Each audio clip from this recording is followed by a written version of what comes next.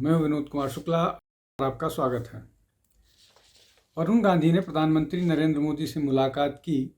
लंबे समय से बीजेपी के वरिष्ठ नेताओं के साथ उनके संबंध और जिस तरह से वो लगातार भारतीय जनता पार्टी की आलोचना कर रहे थे, उसके बाद ऐसा लग रहा था कि पार्टी में अब वो हाशिए पर हैं और हाशिए पर थे भी। उनको टिकट नहीं दिया गया, उनकी माताजी चुनाव लड़ी और हार गई। उनकी कॉन्स्टिट्यूंसी जो है वो अपनी कॉन्स्टिट्यूंसी से भी चुनाव जीत नहीं पाई। इन सब के बीच लगातार कृषि कानूनों की आलोचना करते हुए वरुण गांधी, ऐसा लग रहा था कि उनको कांग्रेस में शरण मिल जाएगी, लेकिन कांग्रेस में शरण उनको नहीं मिली, इसलिए कि सोनिया गांधी किसी भी कीमत पर वरुण गांधी या मेनका गांधी को कांग्रेस में आने देना चाह रही थी। एक फैक्टर ये हो गया। दूसरा महत्वपूर्ण बात यह है कि बावजूद इसके कि प्रियंका गांधी चाहती थी कि वरुण गांधी की वापसी कांग्रेस में हो जाए, वो हुआ नहीं, इसलिए कि माँ बेटे की जो जोड़ी है राहुल गांधी और सोनिया गांधी की, वो ऐसा नहीं होने देना चाह रही थी। ये तो एक पक्ष हो गया। दूसरा इसका महत्वपूर्ण पक्ष ये है कि वरुण गांधी अब कांग्रेस जाना भी नहीं चाहते हैं। उसके पीछे कारण ये है कि जिस तरह से कांग्रेस की पूरे देश में दुर्गति हो रही है और राहुल गांधी ने जो हाल कांग्रेस का कर दिया है, उसके बाद कांग्रेस में रह करके राजनीतिक संभावनाएं लगभग ना के बराबर बची हैं। अब शायद गांधी परिवार भी अगर अमेठी और रायबरेली को छोड़ करके कहीं से चुनाव लड़ता है उत्तर प्रदेश में, तो वो चुनाव नहीं जीत पाएगा। उसमें एक दो मुस्लिम कॉन्स्टिट्यूएंसी पर जा कर के भी चुनाव जीत पाएंगे कि नहीं जीत पाएंगे, ये बड़े मुश्किल की बात है। उन परिस्थितियों में वरुण गांधी, जिनका जो भारतीय जनता पार्टी से 2 बार के सांसद रह चुके हैं, उनकी माताजी वाजपेयी सरकार से लेकर के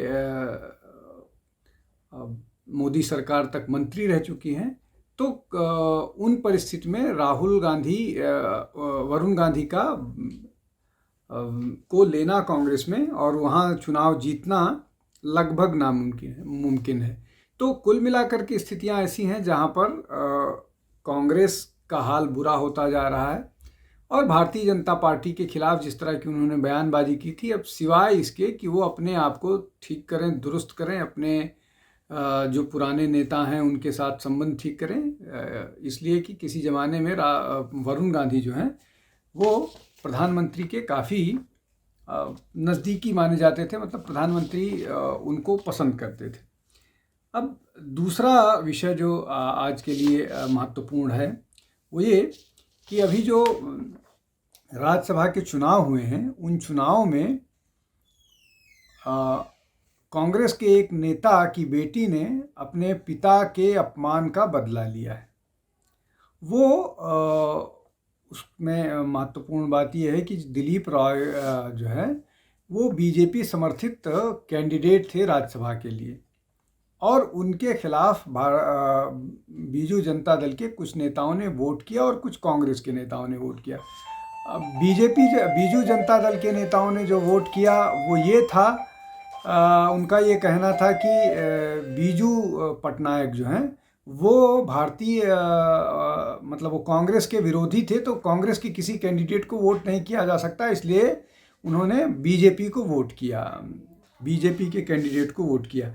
अब जो कांग्रेस के लोगों ने वोट किया उनमें महत्वपूर्ण नाम है जो है वो सोफिया फिरदौस का। सोफिया फिरदौस जो हैं वो मोहम्मद मुकीम की बेटी हैं। मोहम्मद मुकीम वही नेता हैं जिन्होंने सोनिया गांधी को पत्र लिख करके ये बताया था कि राहुल गांधी से वो 2 साल 3 साल से वक्त मांग रहे हैं, उनको नहीं मिल रहा है। इसके बाद उनकी बात सुने जाने की बात तो दूर, उनको पार्टी से निलंबित कर दिया गया। तो ये एक वो है। और ये बात सोफिया फिरदौस ने इस बात का बदला लेते हुए बीजेपी को वोट किया, जबकि कहा ये बीजेपी के कैंडिडेट जो दिलीप रॉय, बीजेपी समर्थित कैंडिडेट जो दिलीप राय थे, उनको वोट किया और वो जीत गए। तो ये एक स्वीट रिवेंज कहा जा सकता है। बीजेपी मतलब बीजेपी के समर्थित कैंडिडेट को वोट दे करके सोफिया फिरदौस ने लिया कांग्रेस से। तो ये बड़ा इंटरेस्टिंग है इन चुनाव में। अब तीसरा जो महत्वपूर्ण विषय है या महत्वपूर्ण वो है कि पश्चिम बंगाल में नेता प्रतिपक्ष शुभेंदु अधिकारी को भारतीय जनता पार्टी ने 2 जगहों से टिकट दिया है और दोनों वो सीटें हैं जहां से ममता बनर्जी के चुनाव में लड़ने की संभावनाएं हैं। नंदीग्राम से पिछला चुनाव शुभेंदु अधिकारी ने ममता बनर्जी को हराया था। उसके बाद ममता बनर्जी भवानीपुर जाकर के चुनाव लड़ी थी। ममता बनर्जी और ऐसा नहीं था कि 100, 200, 400 वोट से हराया था, ममता बनर्जी को बहुत डिसाइसिवली हराया था। तब ममता बनर्जी को शुभेंदु अधिकारी ने हराया था जब ममता बनर्जी बहुत ब्रूट मार्जिन से चुनाव जीत करके आई थी विधानसभा का। अब उनको दोनों जगह से उतारा गया है, भवानीपुर और नंदीग्राम। अब पिछले 5 साल में जिस तरह से शुभेंदु अधिकारी ममता बनर्जी के खिलाफ लड़ रहे हैं और हिंदुत्व का परचम पश्चिम बंगाल में उठाए हुए हैं, वो न केवल महत्वपूर्ण है बल्कि इस बात को बताता है कि क्या अगले मुख्यमंत्री के रूप में उनको प्रोजेक्ट किया जा रहा है। हालांकि भारतीय जनता पार्टी अभी नाम अनाउंस करने से कतरा रही है और ऐसी परिस्थिति अगर आती है जहां पर भारतीय जनता पार्टी वहां पर सरकार बनाने की स्थिति में होगी तो क्या शुभेंदु अधिकारी को आगे किया जाएगा। और वो हर तरह से सक्षम है इस काम को करने में। न केवल सक्षम है सरकार बनाने में अगर वैसी परिस्थिति आती है, बल्कि ममता बनर्जी की जो पार्टी के जो इस तरह के एलिमेंट हैं जो हिंसा में विश्वास करते हैं, उनको कंटेन करने में भी, प्रशासन के तौर पर भी और संगठन के तौर पर भी। तो मुझे लगता है कि इसीलिए ममता बनर्जी के खिलाफ दोनों सीटों पर उतारा गया। अब इसके अलावा एक महत्वपूर्ण मसला और है। जैसे ही आप दोनों संभावित सीटों पर ममता बनर्जी जहां से चुनाव लड़ सकती हैं उस पर आपने शुभेंदु अधिकारी को उतार दिया है, तो ममता बनर्जी जिस सीट पर भी लड़ेंगी उनको बांध देने की बीजेपी की स्ट्रेटजी है कि उनको बांध दिया जाए कि वो अपने कॉन्स्टिट्यूएंसी में फोकस करें, ज़्यादा दूर न जा पाए। इसलिए कि चुनाव हारना बड़ा एम्बैरसिंग होता है। पिछली बार चुनाव हारी थी, फिर उनको दूसरी जगह से चुनाव लड़के आना पड़ा था, तो ये बड़ा एम्बैरसिंग होता है। तो इसलिए ममता बनर्जी कोशिश करेंगी, हालांकि वो लगातार धमका रही हैं कि अगर मैं नहीं आई तो हिंदुओं का कत्लेआम होगा और कौन कत्लेआम करेगा, इस तरह की भाषा निकल करके आ रही है। और बीजेपी को भी धमका रही हैं कि छक्का बीजेपी को का मारना है और उसके बाद उनके कार्यकर्ताओं के साथ क्या होगा कि वो अगले चुनाव में उनको ये लगेगा कि उन्होंने भारतीय जनता पार्टी को समर्थन देकर के गलती की। अब ये गलती बीजेपी शुभेंदु ममता बनर्जी की होगी या शुभेंदु या भारतीय जनता पार्टी की, ये तो आने वाला समय बताएगा। लेकिन बीजेपी ने बहुत स्ट्रैटेजिक तरीके से शुभेंदु अधिकारी को फील्ड करके ममता बनर्जी के लिए निश्चित तौर पर मुश्किल खड़ी कर दी। अब एक और चुनाव जहां पर घोषित हो गया है वो है तमिलनाडु। तमिलनाडु में कांग्रेस का और डीएमके का अलायंस हो गया है। सरकार साथ साथ नहीं बनाएंगे लेकिन साथ साथ चुनाव लड़ेंगे। बीजेपी और एआईएडीएमके का अलायंस हो गया है, लेकिन बीजेपी लगातार इस कोशिश में है कि विजय की पार्टी को अलायंस में शामिल किया जाए।